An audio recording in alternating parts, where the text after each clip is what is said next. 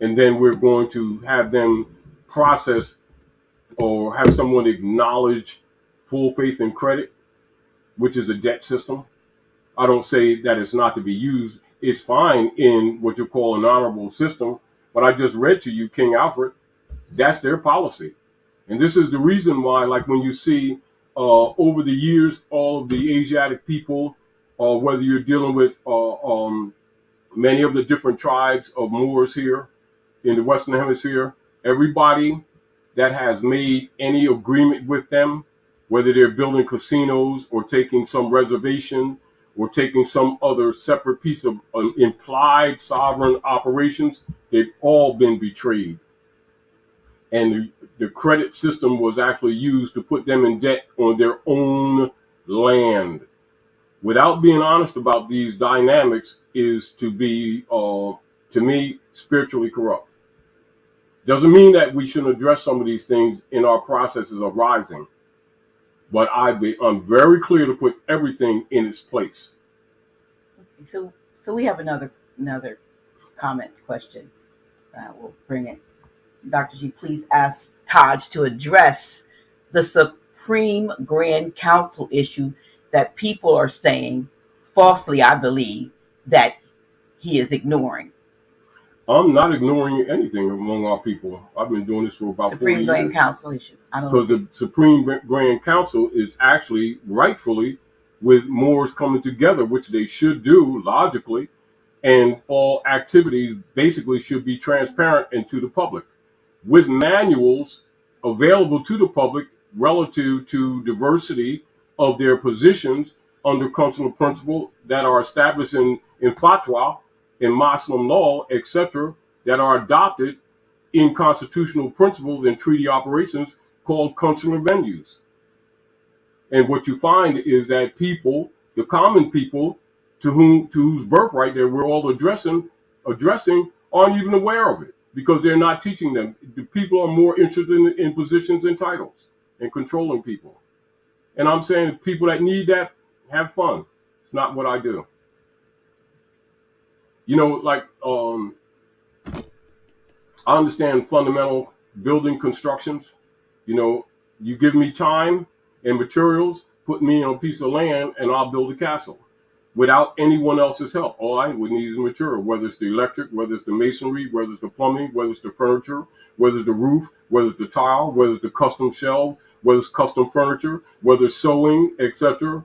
I can do it all, you know, and that's a fact. And that I can attest to. You know, so I look at the reality of our relationship with nature, and I measure things by that. I don't measure by people's egos or positions that, because 90% of the time, let's look at this reality. 90% of the people in almost every position of so-called leadership has more or less, in some ways, a cadre of people around them that admire them or serve them, but the greater broad spectrum of the people of the land, of whose birthright everybody's speaking of, have neither a connection to them and are not aware of them, because most of them are secretive with what they do among themselves and use it as a point of power to impress people, and are actually doing very little to none for the community at large. Now, this is not to say that that's not their intention. I'm saying if there's something relative to the right of the people, it is public and it's transparent, and it is available to be known, even if it's not known. It's not something that we need to always have in some private conversation where we're empowering each other to so-called rule the affairs of our people when they don't know the rules of the game. I'm more interested in fishing the people and making them aware of the rules of the game. If they choose to start taking their places among the affairs of men, which we should do and should be about, and logically we have to set up or restore, because not so much setting up, restore councils among our people, etc., which are the nature of our customs and traditions. I'm all for that. However, and it's not a reluctance or it's not a condemnation, I want to see more of the people that know the real history to produce literature and make it well, readily available to all of the people. Whether they accept it or not is not my argument. Made available to them. That whosoever will, let them hear. Whosoever will, let them come. And for those who come with knowledge and with comprehension of what they're dealing with, you can take those people and repair the nation. That has always been my position. There's a comment shared from Monica Love. We cannot do work, Grand Sheik, without house cleaning. That's exactly. We must tighten our circle and out publicly, or publicly out the agents that mislead. You got that absolutely right. 100%, and that's part of the healing, isn't it? And I'm so glad you made that statement because it's so true.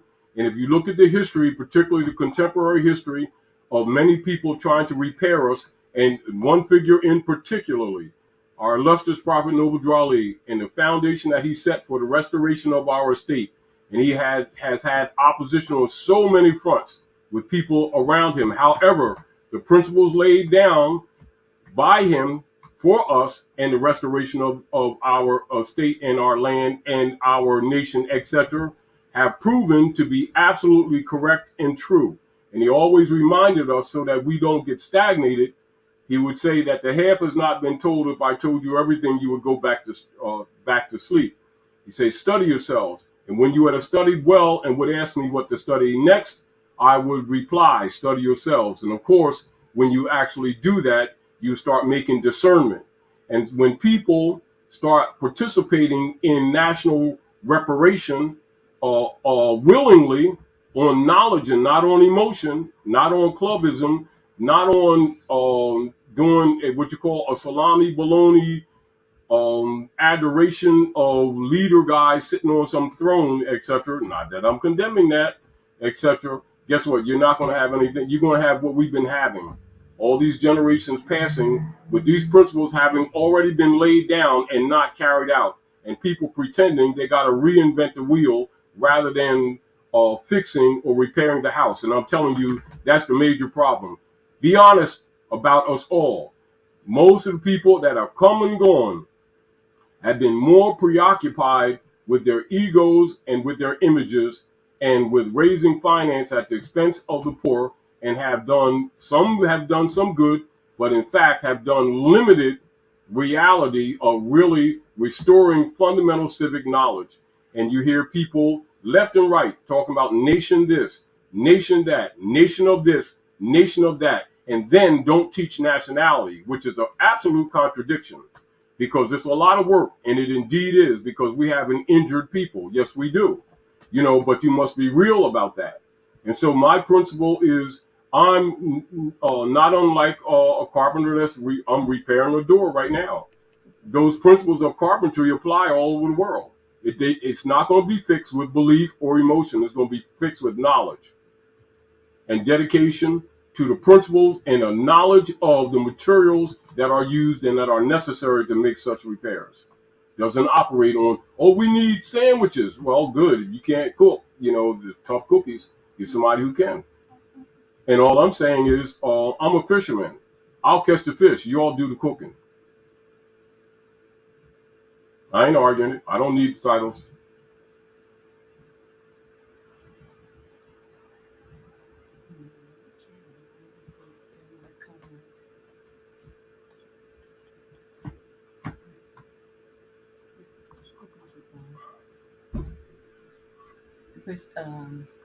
Here we go. Yalla Menra Whirlwind says the Moorish movement is not a social club. It is to be taken seriously because being undesirable is not acceptable. Exactly. Thank you so much.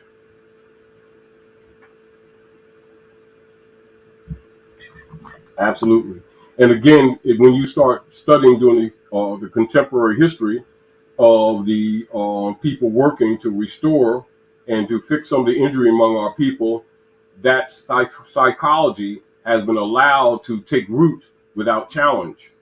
And so we find ourselves going in circles in many areas because people have adopted the idea that it's a religious belief and not the restoration of a lost estate. And so the way they approach it has been flawed. And then very often people have been taking a position of either or rather than looking that it involves all of it. So BIHM the third asks, how do you fix the people? Number one, knowledge would be the first thing I would say. And a research, and I always, as you all know, over the years would give people reference points whenever I present something, or some people like to call it receipts, so that the information becomes their own. Because when people keep or people are given a philosophy or position by different people who are going against the grain and exposing certain information that's otherwise suppressed, they have a tendency to look at that being as the source, when the real deal, when it's looked at that way, they don't recognize that it's actually their birthright information. And this is where you get so many of our people getting caught up in the imagery of people having titles rather than looking at how much of the actual work that is necessary to be put in place to restore those titles by necessity of service to the people is how we should be looking at this. Excuse me. There's a question for you to define estate. Estate.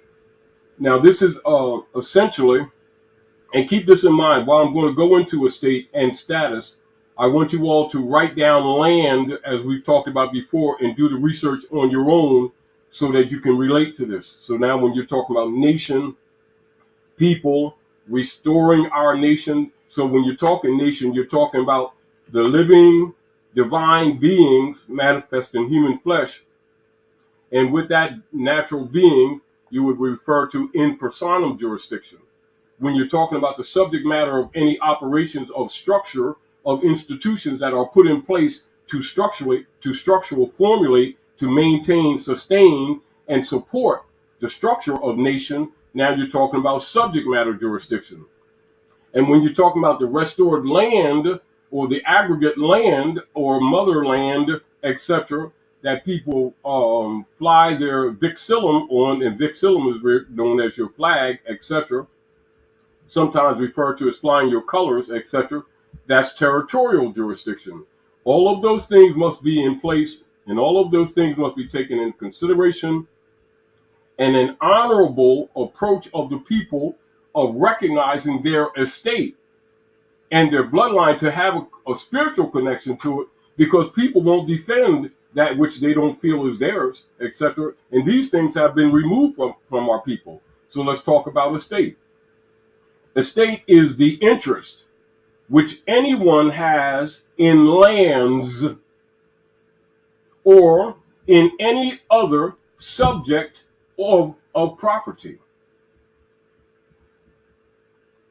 So it is essentially, an estate is in lands, tenements, and hereditaments.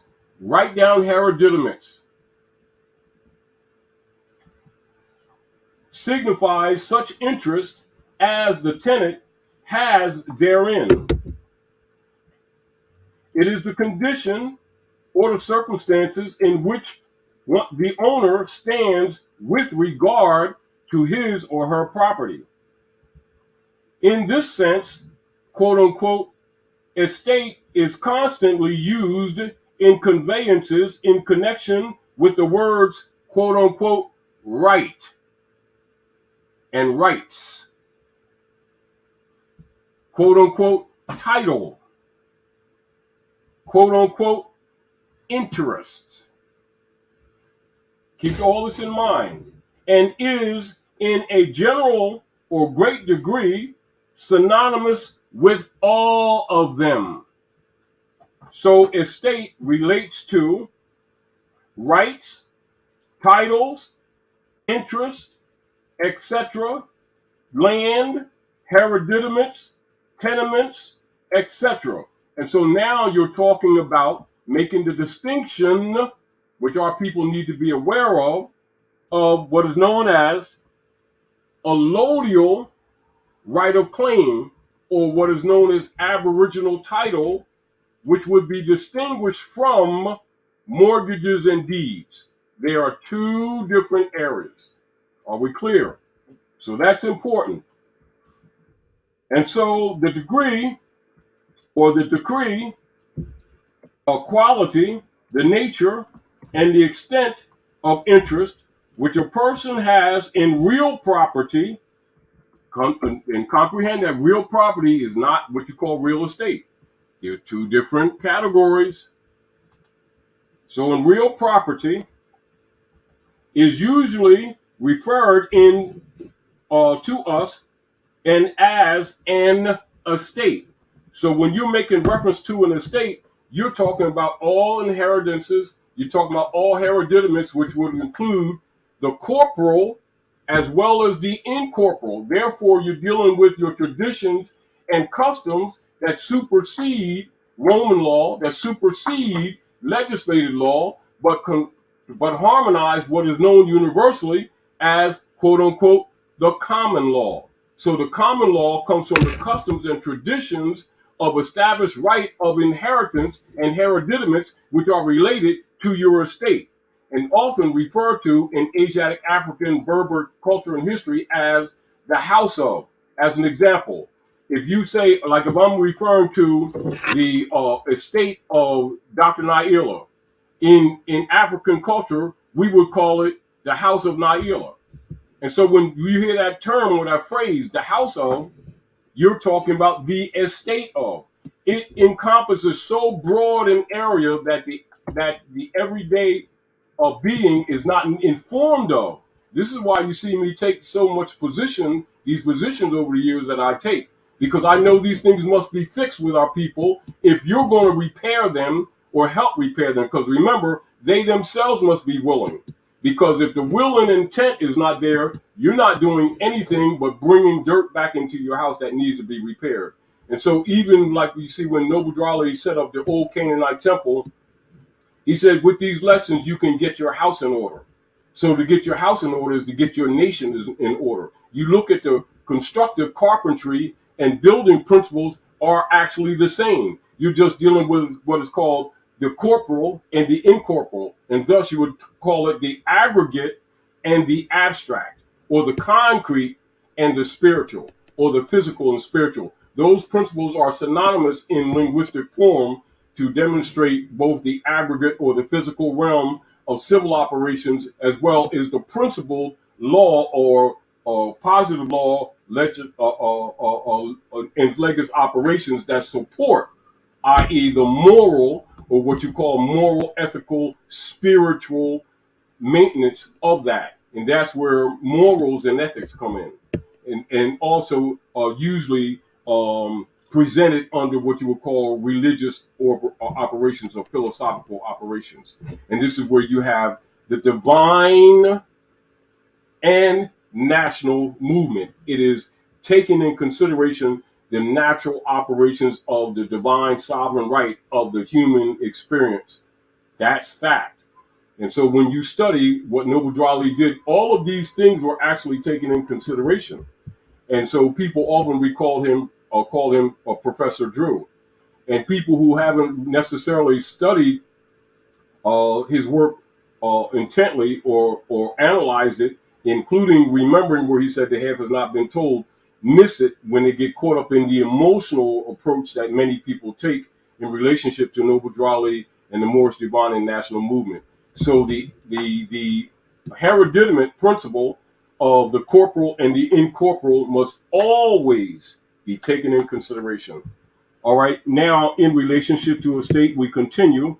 In another sense, estate designates the property, real or personal, in which one has a right or interest, the subject matter of ownership, the corpus of property. Thus, we speak of a valuable estate. All my estate, quote unquote, separate estate, quote unquote, trust estate, quote unquote, etc. Now, thus, also, estate in its meaning in the classification of property into real estate and personal, quote unquote, estate, etc., is demonstrated over the years in many so-called case laws that will support the actual clear, distinct meaning causal action in relationship to estate. And so the word estate is a word of great extension and comprehends every species of property, real and personal. Estate describes both the corpus and the extent of interest, etc., all together. And so that is important. So when estate is used in some connections, it signifies everything of which riches or fortune may consist, etc. And it goes on, but that should give you a rough basic comprehension of estate. And so in that nature of estate, as we've always told people, always relate it to your status.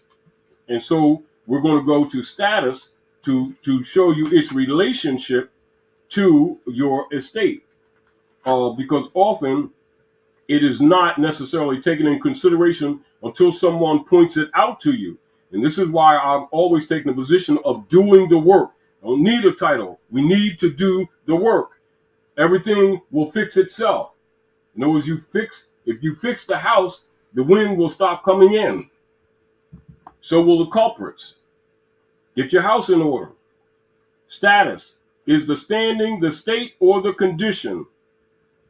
Status is the legal relation of the individual to the rest of the community.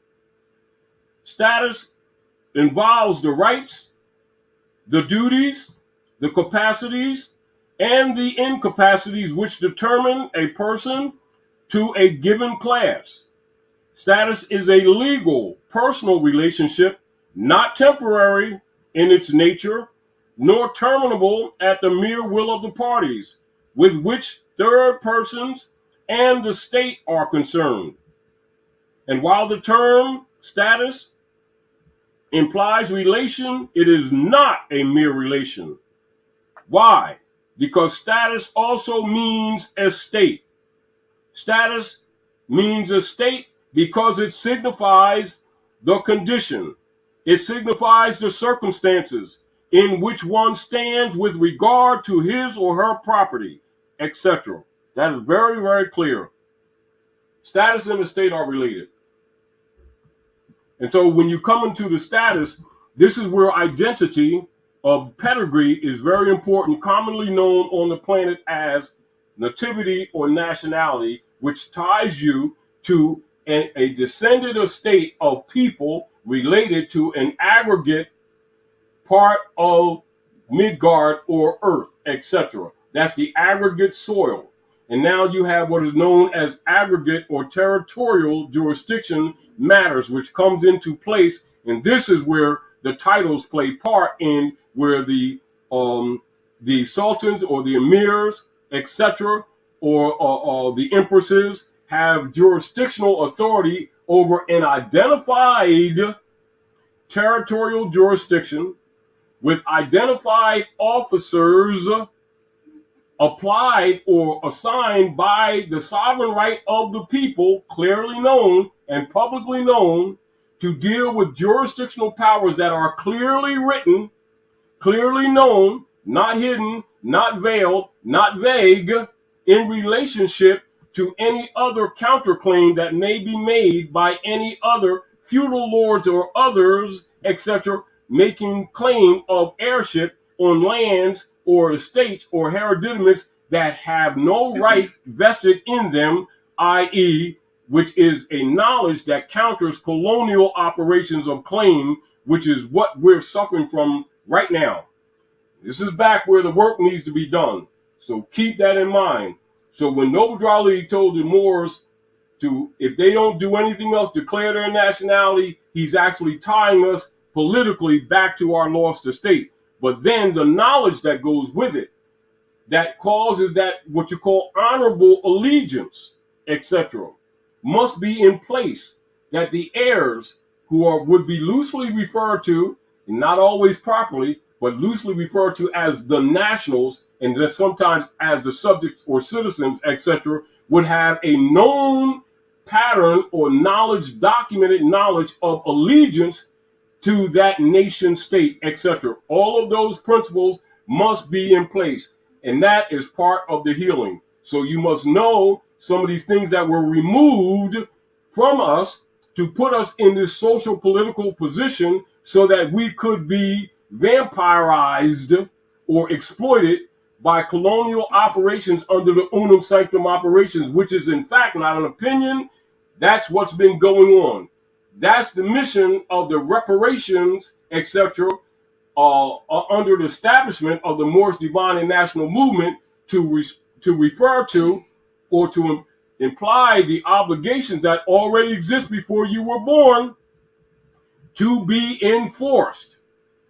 And we don't need to reinvent the wheel. We need to activate the law supreme of the aggregate land that was already in place but has been breached, trespassed against, and ignored. And people are ignoring it because people keep wanting to be they want 5 feathers in their fez, and so I'm the new emir of the territory type thing. Well, it's fine if that's what you need, but I say if this other work is not being done before the title is taken, or even while it's taken, in council with the people, with publications to support it, etc., we're going to continue to have these problems. So I'm not condemning, I'm supporting. But I'm also saying I'm also pragmatic, realistic, and I'm saying the reparation and the healing of our nation has no place for ego, has no place for the desiring of a title, has every place for workers. And I'm a fisherman and a carpenter and a builder, and I use those principles in my everyday affairs. Aaliyah Bey asked me to ask if you know what the blue kachina is surrounding the sun. Patina? Kachina, the blue kachina. I believe that has to do with the Hopi. Oh, or what we call the energy, or you would. They were talking about that as a symbol, I believe, of or what sign we of sometimes something. refer to as the nimbus. Or No, we call it the blue kachina. There's like a return of when that appears. It's supposed to signal. Oh yes, well again, that's the energy that we also call, some people call it the return of the white buffalo type thing, and we're actually talking about the coming of the new age or the evolution, because humanity is actually going through an evolutionary stage, and some people will call it the Christ degree, or where the activation of the pineal gland. Some will call it the Kundalini. Some will call it the Nirvana.